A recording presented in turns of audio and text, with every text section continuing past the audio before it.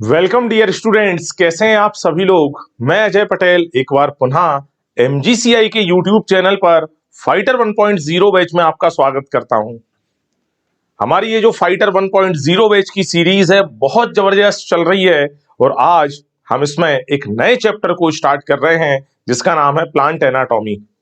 बेटा इस चैप्टर के पहले हमने cell structure, cell division, biomolecule and morphology in 4 chapters को कंप्लीट कर लिया है और अब हमारा ये 5th चैप्टर एक स्टार्ट हो रहा है। हाँ, चैप्टर का नंबर 6 है, बट हमारा जो चैप्टर नंबर है, हमारा जो सीक्वेंस में चल रहा है वो है 5वें नंबर का चैप्टर जिसका नाम है प्लांट एनाटॉमी।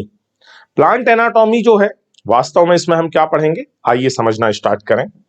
बेटा ये जो टर्म है एनाटॉमी, एना टर्म का मीनिंग होता है इंटरनल। जैसे मार्फोलॉजी में हमने एक्सटर्नल स्ट्रक्चर्स को देखा था, यहां हम स्टडी करने वाले हैं इंटरनल स्ट्रक्चर की।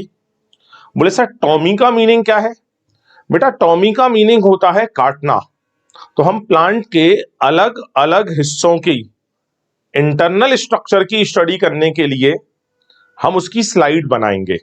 पत्ती को काटकर उसकी स्लाइड बनाएंगे, माइक्रोस्कोप में देखेंगे, तने तने की स्लाइड, जड़ की स्लाइड बनाएंगे। इसीलिए इसे हम बोले हैं इंटरनल स्ट्रक्चर की स्टडी।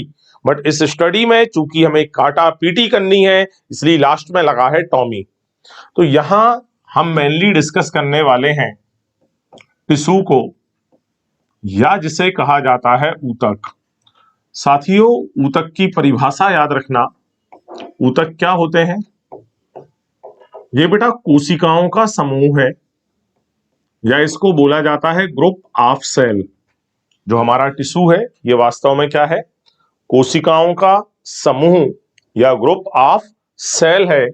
और ये जो इतनी भी कोशिकाएं रहेंगी, इन सब का ओरिजिन, इन सब की उत्पत्ति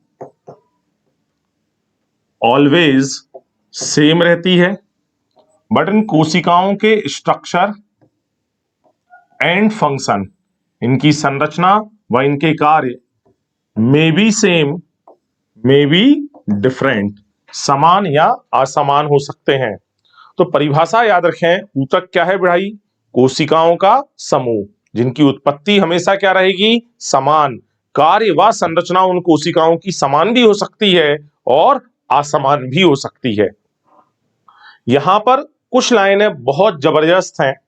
जैसे यदि पेपर में पूछ लिया जाए आंतरिक संरचना क्या प्रकट करती है, कि अलग अलग पादपों की आंतरिक संरचनाएं भी क्या होती हैं? अलग। बात करें मोनोकॉट की तो एक बीजपत्री या मोनोकॉट की जो आंतरिक संरचना है वो द्विबीजपत्री की तुलना में क्या होती है? अलग। फिर सारे मोनोकॉट की भी आंतरिक संरचना सेम नहीं होती। तो अलग अलग पर्यावरणों में जो प्लांट मिलते हैं उनकी आंतरिक संरचना उस पर्यावरण के प्रति अनुकूलन को प्रदर्शित करती है, कि उस पर्यावरण में रहने के लिए जिस तरह का एडॉप्टेशन जरूरी है वैसा ही अनुकूलन यहां पर उसमें हमें देखने को मिलेगा। जो हमारी एनसीईआरटी है उसने, नई वाली एनसीईआरटी ने सीधे टिश्यू सिस्टम पढ़ाया है। मैं टिश्यू सिस्टम के पहले बेसिक जो टिश्यूज हैं उनके नेम सिर्फ आपको बता रहा हूं। तो विभाजन की क्षमता के आधार पर, जो विभाजन की क्षमता होती है, कैपेबिलिटी ऑफ डिवीजन होती है, इस विभाजन की क्षमता के आधार पर प्लांट टिश्यू जो है वो 2 प्रकार के हैं। यदि विभाजन की क्षमता उपस्थित है तब उसको हम बोलते हैं मेरिस्टेमेटिक टिश्यू, या उसको कहा जाता है विभज्योतकी ऊतक। मेरिस्टेमेटिक टिश्यू या विभज्योतकी ऊतक। जबकि यदि विभाजन की क्षमता अनुपस्थित है तब उसको कहा जाता है साथियों परमानेंट टिश्यू या स्थायी ऊतक। और ये परमानेंट टिश्यू 2 प्रकार का है, एक होता है सिंपल परमानेंट टिश्यू और दूसरा है complex permanent tissue. Simple permanent के एग्जाम्पल याद रख लेना आप सभी। एक होता है बेटा पेरेन्काइमा, या इसको बोलते हैं मृदूतक। दूसरे नंबर पे आएगा कॉलेनकाइमा, या हमारा स्थूल कोणोतक। और लास्ट है स्क्लेरेनकाइमा, या इसको ही कहा जाता है दृढ़ोतक। तो सिंपल परमानेंट में ये तीन है। कॉम्प्लेक्स परमानेंट के अंतर्गत केवल दो ही चीजें आती हैं, वो भी दोनों ही वास्कुलर टिश्यू हैं, जाइलम एंड फ्लोएम। जाइलम जल के परिवहन के लिए और जो फ्लोएम है वो भोजन के परिवहन के लिए। ये तो बिल्कुल ही बेसिक है, बट अब हम स्टार्ट करते हैं टिश्यू सिस्टम। भाई सिस्टम क्या होता है? सिस्टम वो संरचना है जो बहुत सारे ऊतकों के आपस में मिलने से बनती है।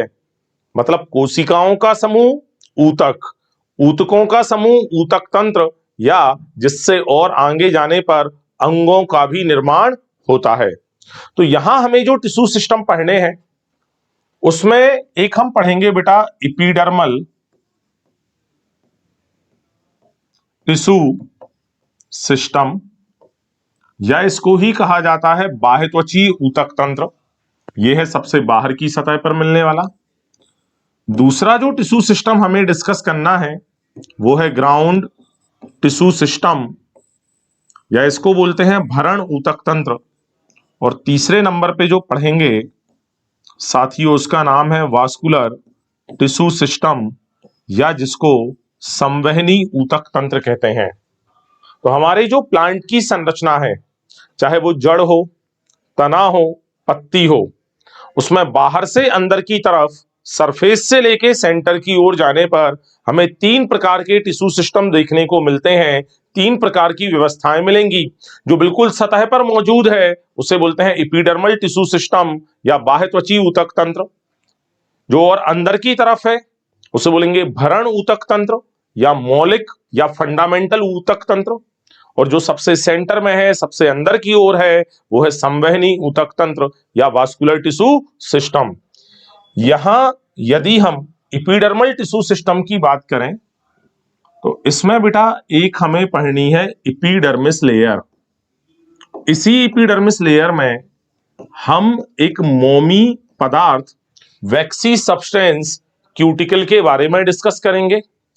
यहीं पर हम पढ़ डालेंगे स्टोमेटा की कहानी, क्योंकि स्टोमेटा चाहे पत्ती पर हो या तने पर हो, वे पाए तो जाते हैं उसकी एपिडर्मिस पर, उसकी बाह्य त्वचा पर ही पाए जाते हैं।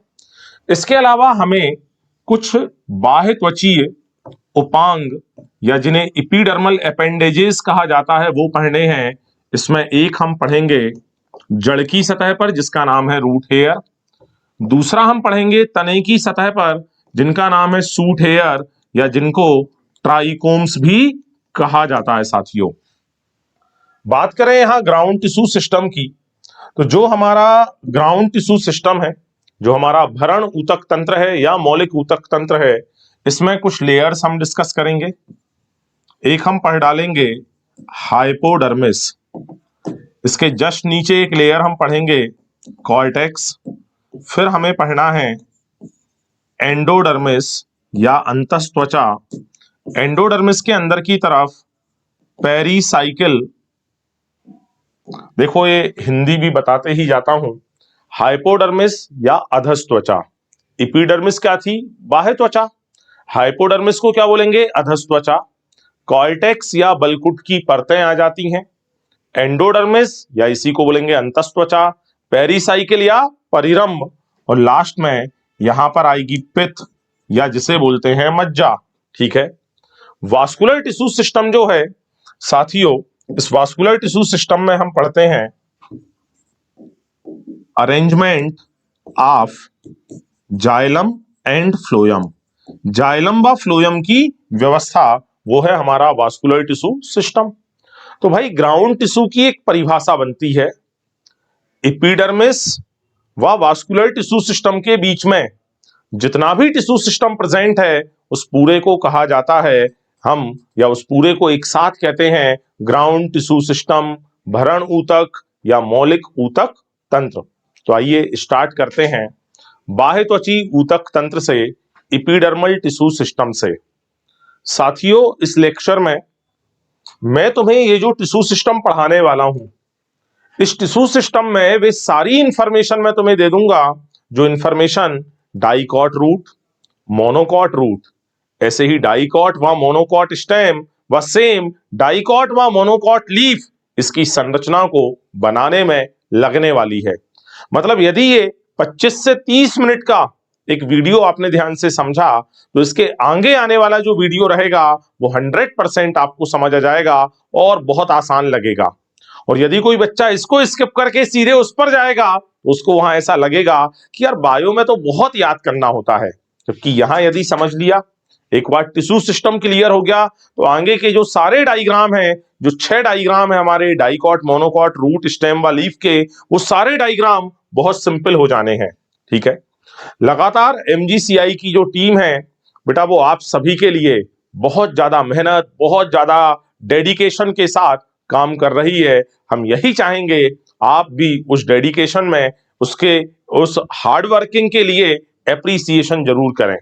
ठीक है, जो आपको लगता है, जो चीजें आपको समझ आ रही हैं, आप निश्चित ही उन चीजों को दूसरे लोगों को भी बताएं कि एमजीसीआई में किस लेवल पर पढ़ाया जाता है, किस लेवल पर हिंदी मीडियम के बच्चों का ध्यान रखा जाता है, कि यहाँ सिर्फ हम इंग्लिश मीडियम वालों का रिवीजन नहीं करवा रहे हैं, यहाँ हम हिंदी मीडियम का भी रिवीजन करा रहे हैं। यहां पर जो स्टूडेंट्स हैं उनको बेटा लाइब्रेरी की फैसिलिटी है, वो लाइब्रेरी में बैठकर सेल्फ स्टडी कर सकते हैं। और लाइब्रेरी में बैठकर सेल्फ स्टडी के दौरान यदि उन्हें कोई डाउट आते हैं तो अपने टीचर्स से, जो भी टीचर उस समय फ्री हैं, जिनके लेक्चर नहीं है, इसके अलावा हमने डेडिकेटेड डीसीएस का टाइम टेबल भी लगा रखा है, जिसमें उस टाइम टेबल पर जो भी लिखा होता है उस समय तो टीचर मिल ही जाएगा। तो बहुत सारी चीजें हैं जो भी बच्चे अभी एमजीसीआई से नहीं जुड़े हैं, ठीक है, वो भी चाहें तो एमजीसीआई से आकर जुड़ सकते हैं। वीडियो तो देख ही रहे हैं, यदि तैयारी में कहीं कुछ और कमी रह जाती है और किसी कारण से यदि हम हमारे गवर्नमेंट मेडिकल कॉलेज के सपने से, मैं कभी भी प्राइवेट मेडिकल कॉलेज के लिए आपसे नहीं कहूंगा। हाँ, यदि आपको प्राइवेट मिल रहा है, आप जा रहे हैं, मैं नहीं रोक रहा हूं आपको, बट फिर भी यदि आपके मन में है कि हमें सिर्फ और सिर्फ गवर्नमेंट एमबीबीएस ही करना है तो एमजीसीआई आए। एमजीसीआई के दरवाजे आपके लिए खुले हैं और इन दरवाजों में जब आप एंटर होगे तो मैं गारंटी ले सकता हूं कि आप निश्चित ही मेडिकल कॉलेज में भी एंटर हो जाएंगे, और वो भी सिर्फ और सिर्फ गवर्नमेंट मेडिकल कॉलेज में। आइए स्टार्ट करते हैं एपिडर्मल टिश्यू सिस्टम को। बेटा ये जो एपिडर्मल टिश्यू सिस्टम है, या जिसे हम कहते हैं बाह्यत्वची ऊतक तंत्र, ये सबसे बाहरी आवरण है। ये एक सिंगल लेयर परत होती है, एकल स्तरीय परत होती है, जिसे हम बाह्य त्वचा या एपिडर्मिस कहते हैं। ये जो एपिडर्मिस की कोशिकाएं होती हैं, ये कोशिकाएं कुछ इस तरह की हैं, पतली पतली और लंबी लंबी कोशिकाएं हैं, जिनमें जो कोशिका द्रव्य है वो परिधि भागों पर ही बस देखने को मिलता है। वह केंद्र में हमें एक बड़ी सी रिक्तिका देखने को मिलेगी। जो तना है, जो स्टेम है, उसकी एपिडर्मिस पर वैक्सी सब्सटेंस की एक लेयर प्रेजेंट होती है, जिसे बोलते हैं क्यूटिकल। बट ये क्यूटिकल जड़ में एब्सेंट होती है। क्यूटिकल का काम है वाष्पोत्सर्जन को कम करके रखना।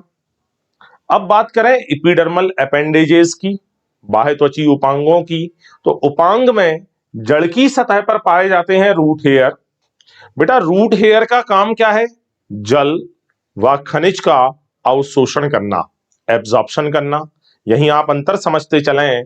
जबकि तने की सतह पर पाए जाते हैं ट्राइकोम्स या सूट हेयर, उनका काम है वाष्पोत्सर्जन के द्वारा होने वाली जो जल की हानि है, जो ट्रांसपिरेशन में वाटर का लॉस होता है, उस वाटर के लॉस को कम करना। पहला डिफरेंस।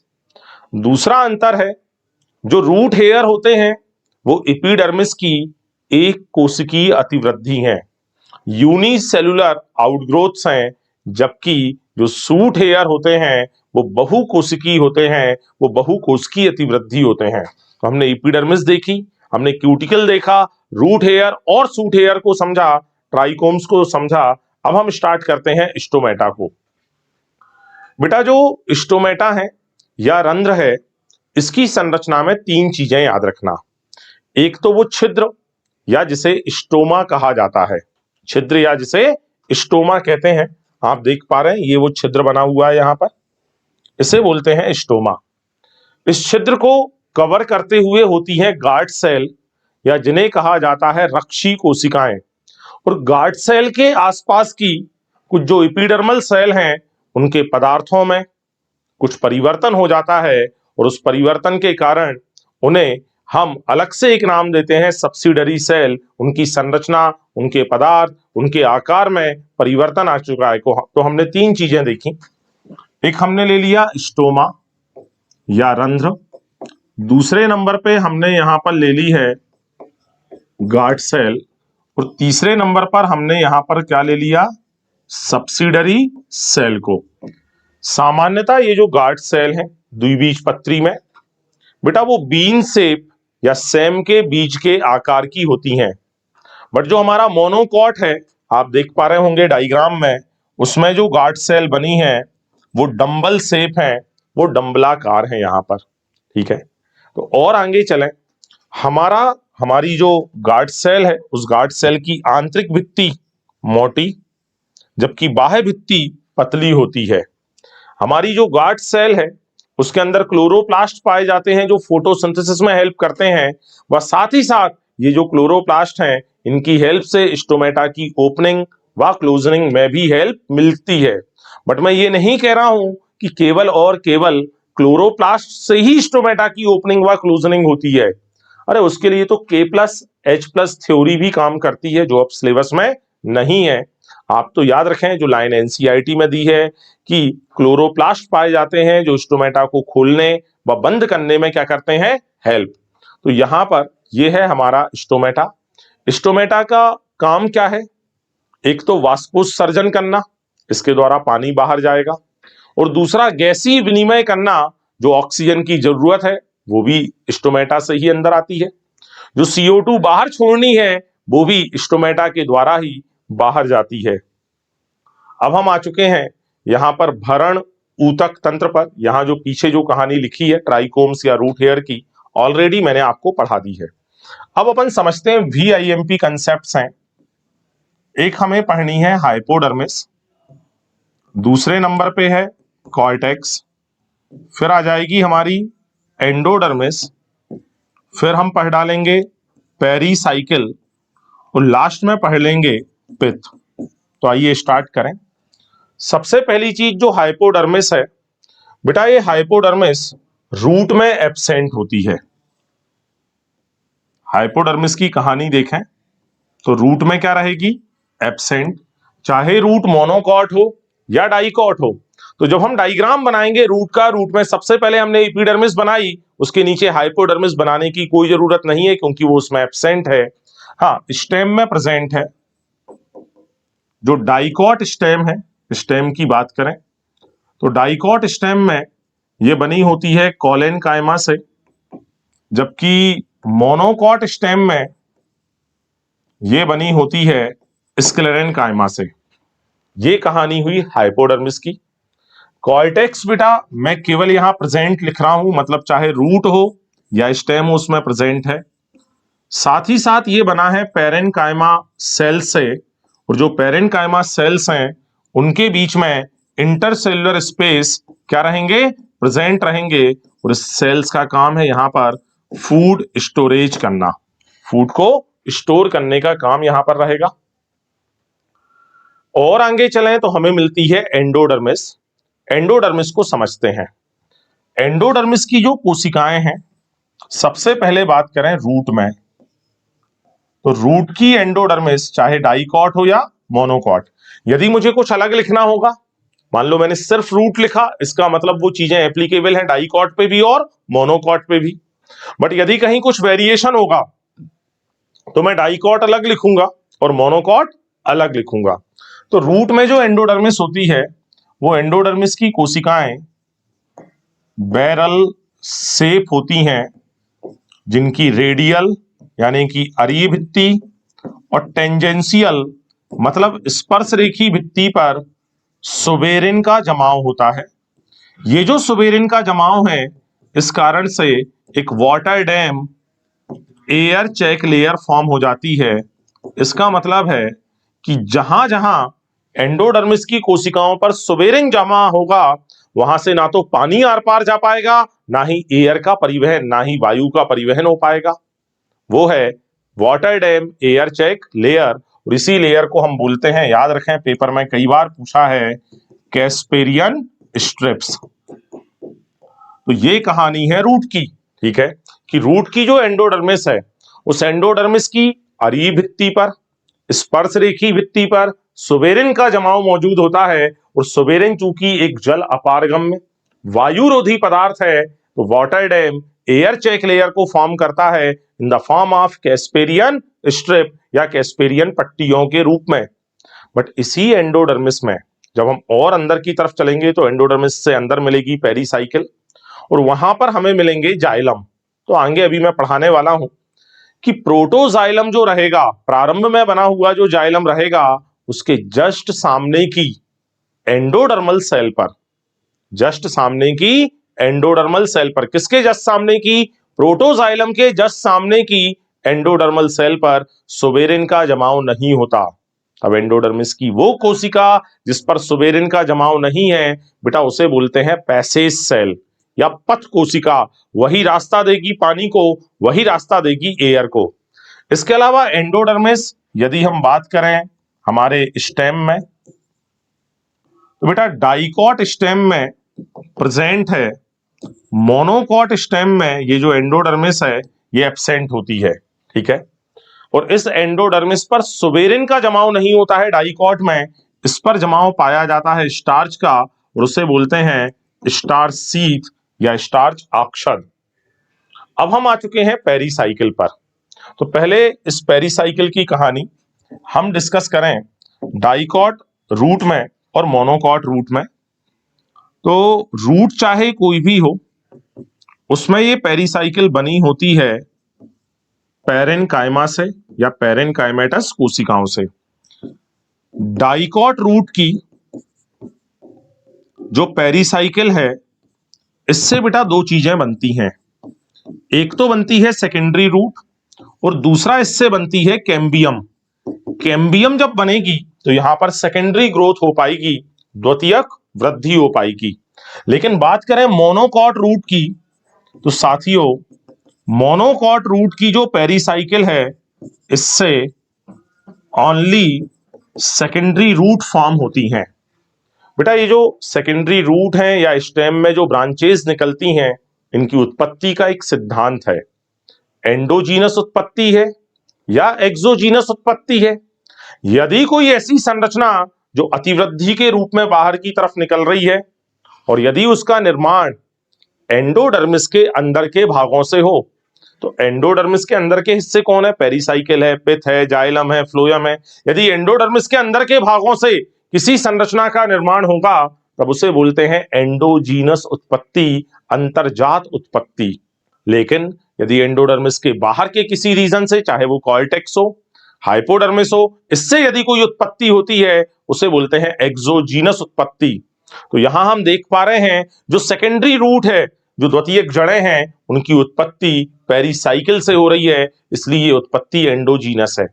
जबकि तने की जो शाखाएं होती हैं उनकी उत्पत्ति को एक्सोजीनस माना जाता है, क्योंकि वो एंडोडर्मिस के बाहर के भागों से वो उत्पत्ति होती है। तो यहां पर रूट में पेरीसाइकिल पैरेनकाइमा की है, डाइकॉट रूट में वो जो पेरीसाइकिल है वो बनी हुई है, वो फॉर्म करती है सेकेंडरी रूट प्लस कैम्बियम को। मोनोकॉट रूट में ओनली सेकेंडरी रूट। बात करें यहां स्टेम की, तो बेटा स्टेम में जो हमारे पास में मोनोकॉट रहेगा उसमें तो पेरीसाइकिल क्या रहेगी, एब्सेंट। डाइकॉट स्टेम में प्रेजेंट रहेगी, जो बनी होगी एसपी से। एसपी का मतलब है स्क्लेरेनकाइमा पैरेनकाइमा, स्क्लेरेनकाइमा पैरेनकाइमा, और ये पैचेज या चक्तों के रूप में रहेगी। ये होमोजीनस लेयर नहीं है। होमोजीनस कब होती, जब ये या तो सिर्फ स्क्लेरेनकाइमा से या सिर्फ पैरेनकाइमा से मिलकर बनी होती। बट चूंकि यहाँ स्क्लेरेनकाइमा पैरेनकाइमा स्क्लेरेनकाइमा पैरेनकाइमा ये अल्टरनेट में आते जाते हैं, तो ये चक्तों या पैचेज के रूप में रहेगी। अब हम आ चुके हैं साथियों पिथ पर या मज्जा पर।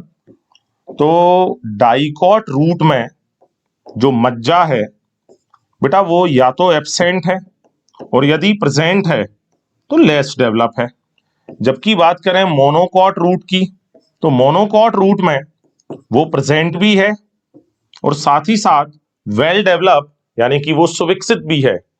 स्टेम को देखें तो स्टेम में सिंपली जो डाइकॉट स्टेम रहेगा उसमें प्रेजेंट रहेगी और जो मोनोकॉट स्टेम रहेगा उसमें जो मज्जा है वो मज्जा एब्सेंट रहेगी। तो ये है हमारा ग्राउंड टिश्यू। बेटा ये ग्राउंड टिश्यू जो मैंने यहां तुम्हें पढ़ाया है ये इतनी हेल्प करेगा स्टेम और रूट के डायग्राम बनाने में कि वहां जाकर हमें सारी इंफॉर्मेशन ऐसा लगेगा ऑलरेडी पहले से पता है।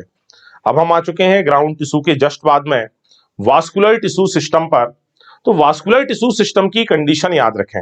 नंबर 1, यदि जाइलम और फ्लोएम, जैसे यहां देख पा रहे हैं आप, ये जाइलम है, ये फ्लोएम है, जाइलम ये फ्लोएम, फिर जाइलम फिर फ्लोएम। तो जब जाइलम और फ्लोएम डिफरेंट डिफरेंट रेडाई पर हो, यदि जाइलम व फ्लोएम अलग अलग त्रिज्याओं पर होते हैं तब उसे बोलते हैं रेडियल वास्कुलर बंडल। और रेडियल वास्कुलर बंडल हमें देखने को मिलता है रूट में, चाहे डाइकॉट रूट हो या मोनोकॉट रूट हो। जाइलम एक अलग त्रिज्या पर, फ्लोएम एक अलग त्रिज्या पर। जबकि फिर एक होता है वास्कुलर बंडल जिसे बोलते हैं कंजॉइंट। बेटा कंजॉइंट का मीनिंग है जाइलम व फ्लोएम कहां पर मिलेंगे, एक ही त्रिज्या पर मिलते हैं। ठीक है, तो जब जाइलम और फ्लोएम, आप यहां देख पा रहे हैं ये जाइलम ये फ्लोएम, जाइलम और फ्लोएम दोनों एक ही त्रिज्या पर एक सेम रेडाई पर हमें देखने को मिल रहे हैं तो उसे बोलते हैं कंजॉइंट। फिर इसी कंजॉइंट में एक और शब्द है कोलेट्रल। कोलेट्रल का मतलब है जाइलम के ओनली वन साइड पर फ्लोएम की उपस्थिति। तो देखें यहां जाइलम के केवल एक ही तरफ क्या मौजूद है, फ्लोएम। दोनों तरफ यानी नीचे की तरफ भी फ्लोएम यहां मौजूद नहीं। यदि होता तो फिर वो बाइकोलेट्रल कंडीशन है, बट बाइकोलेट्रल हमारे सिलेबस में नहीं है। हमें इसलिए सिर्फ कोलेट्रल पर फोकस करना है कि जाइलम के ओनली वन साइड पर फ्लोएम यदि है तो कोलेट्रल बोलेंगे। तो कंजॉइंट हो गया, कोलेट्रल। अब ये कोलेट्रल दो तरह से, या तो ओपन या क्लोज। यदि जाइलम और फ्लोएम के बीच में कैम्बियम उपस्थित है तो बोलते हैं ओपन, और कैम्बियम अनुपस्थित है तो बोलेंगे क्लोज। उपस्थित वाली कंडीशन डाइकॉट स्टेम में और जिम्नोस्पर्म में होती है। मतलब आप याद रख लें CCO conjoint collateral open, dicot stem and gymnosperm, और सीसीसी कंजॉइंट कोलेट्रल क्लोज जिसमें कैम्बियम एब्सेंट है, जिसमें कोई द्वितीयक वृद्धि होने वाली यहां पर नहीं है। यदि कैम्बियम प्रेजेंट होती है जाइलम व फ्लोएम के बीच में तो सेकेंडरी जाइलम व सेकेंडरी फ्लोएम का फॉर्मेशन होता है, नहीं है तो कोई भी सेकेंडरी जाइलम और सेकेंडरी फ्लोएम फॉर्म होने वाला नहीं है। ये हमने सभी तरह के जो टिश्यू सिस्टम है उनको डिस्कस कर लिया। अब आप यहां देख पा रहे हैं डाइकॉट रूट स्टेम, इनकी संरचनाएं हमें समझनी है। इनको हम नेक्स्ट लेक्चर में डिस्कस करेंगे। Thank you, best of luck.